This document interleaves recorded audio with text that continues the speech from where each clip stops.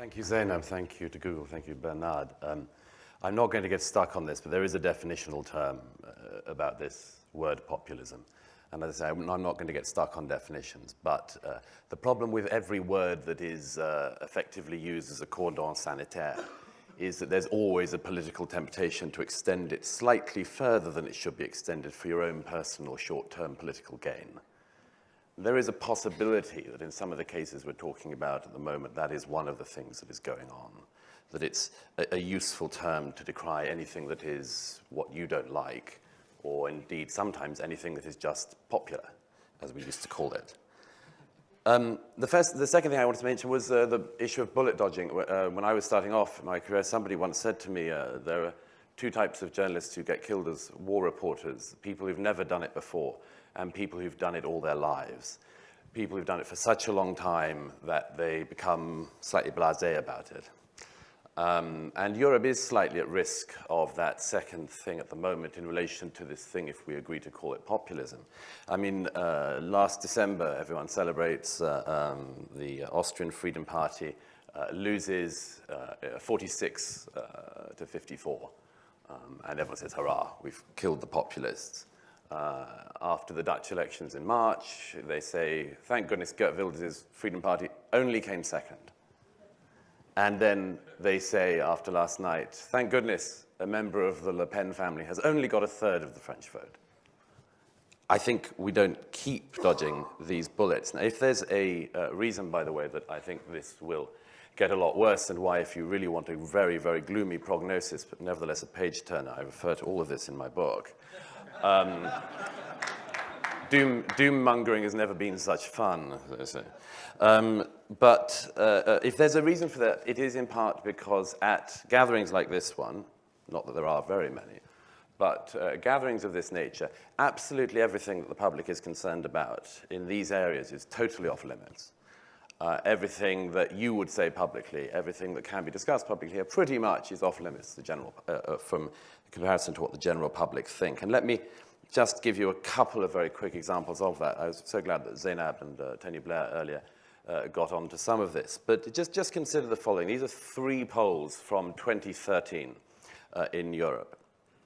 A poll in 2013 in Germany found that 7% of the German public said they associate Islam at all with tolerance or respect for human rights. A poll that same year in France found that 67% of the French public think that Islam is, quote, incompatible with the French state. And 73% of the French in 2013 said that they viewed the religion very negatively. That was, of course, 2 years before the major attacks in Paris and elsewhere. That same year, 68% of the Dutch public said that there is, quote, enough Islam in the Netherlands. And you can agree or disagree with Mr. Orban, but he has the Hungarian populace on his side for the views he takes. And this poses a very serious question for gatherings like this one and political elites and political mainstreams across Europe. Because there is a tendency, and I don't wish to abuse the hospitality of my hosts or the previous speaker, but there is a tendency to do what Mr. Blair did earlier, which is to say this is a perception problem. We need to correct the perceptions, effectively, of the public. The public think the wrong thing, we need to correct that. You hear this, I don't want to name the publications, but there are publications in this country and elsewhere that have the same view. The public got it wrong on Brexit. We will keep writing sparkling editorials and brilliant monographs until they get it. And it may just be, and it's certainly in my view, the case that the public are not necessarily wrong. What Mr. Blair said about perceptions and immigration and so on is very telling to my mind. Let me give you one other pertinent set of figures. British Social Attitudes Survey, which is a pretty good marker of these things in Britain, has asked for a number of years the British public their views on immigration, and the views of the British public who want immigration to be reduced by, quote, a lot. In 2011, 51% of the British public said that. In 2013, 56% of the British public said that. And by 2014, 77% of the British public were saying that. Now, it's possible for a political class to keep saying, you, the people, just don't see the real world. We, the political elites, live in it, get with the program, join us. The problem is that the public may not be thinking that and saying that because of some fantasy populist thing. It may not be saying that because of a press magnate or a political leader who they disagree with. They may be saying it because the facts have changed in their countries, and that they see the facts changing every day. And like the publics in France and elsewhere, they see a lot of bad results of this. And it's not that their perception is the problem. The problem is that the facts have changed, and the political class keeps on trying to tell them, you're wrong on your facts. Now, there are some people who are trying to catch up with this, obviously in France, but I would give you a couple of quotes of people, and if I didn't tell you who said these things, you would tell me this must be a populist, this must be a Le Pen or something like this. Just as he was running for the French presidency and, of course, failed, former President Nicolas Sarkozy, quote, "In France, the only community that matters is the French community. If you want to become French, you speak French, you live like the French." Who would you think said, before a recent election, act normal or go away? And if you live in a country where you get so annoyed with how we deal with each other, you have a choice. Get out. You don't have to be here. Mark Rutte, the head of the Dutch Liberal Party and Prime Minister of Holland. So there is a change in rhetoric. I don't particularly think that's for the better, because the problem is that the change in rhetoric doesn't add up to a change in actions. And indeed, it's possible that you can lead the public along with a change in your rhetoric for a while. But unless the realities change, it's unlikely that the public and the political class are going to meet again. I don't want to go on too much with figures, but let me give you just one other thing which strikes me as being pertinent speaking to this divide.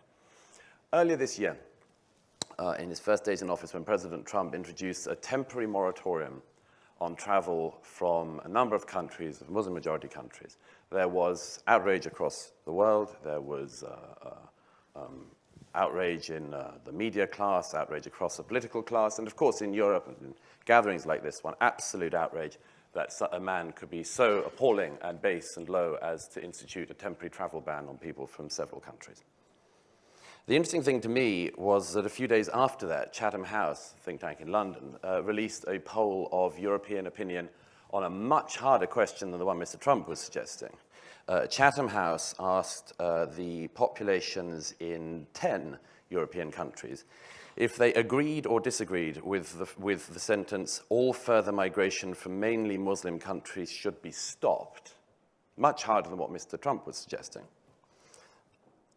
Of that question, 8 out of 10 European countries, their public said in a majority that they agreed with that decision, and that included Germany, and it included France, and one of only 2 countries, the other being Spain, where most people didn't agree with that sentiment, was this one, Britain, where, again, a mere 47% of the public agreed with it. So it would seem to me that we've had a problem, and one of them is that as the public, not to be too gross in our left-right divisions, as the public turns to the right, the political class rush to the left. I would argue, and finally, that in this country there has been some mending of this. You may agree with Brexit or disagree with it. What is one of the results? Local council elections the other day, and UKIP are wiped out. The right, as it were, of the political spectrum, which has been on maneuvers for 25 years now since the Maastricht Treaty, has united. The populists, as it were, did their job, and now the Conservative Party has reached out, got them, and it turns out that this is mainstream opinion after all. Thank you. Thank you.